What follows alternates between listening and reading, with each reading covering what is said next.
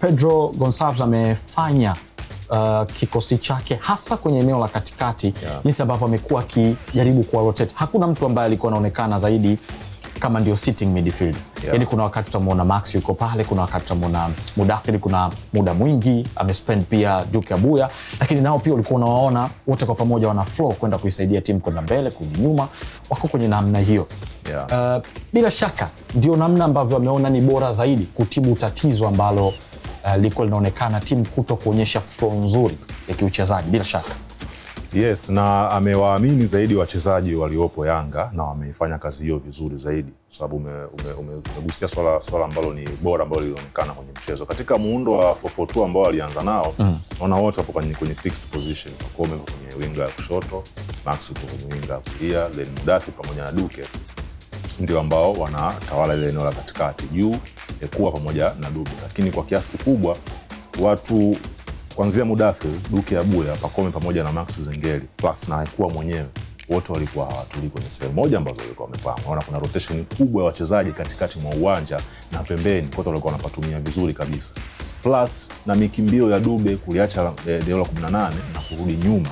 Na maana sasa unailazimisha FAR Rabat karibu wachezaji 5 ambao wangeweza kusaidia build up na kuisogeza timu yao kwenda mbele, wote wa deal na hao watu 5 ambao wanazunguka pale mbele kiasi kikubwa.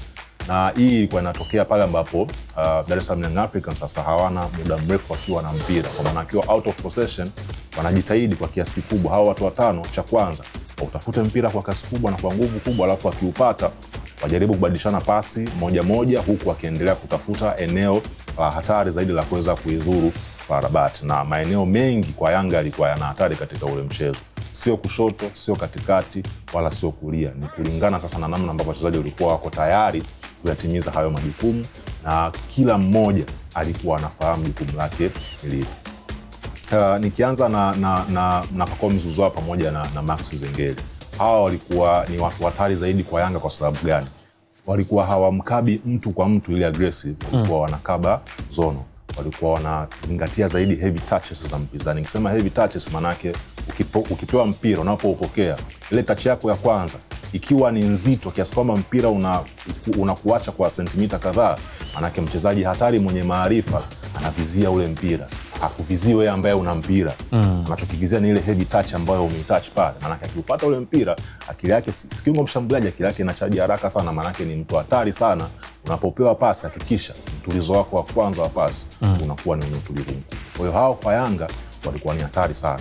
Simba na Betway together as one.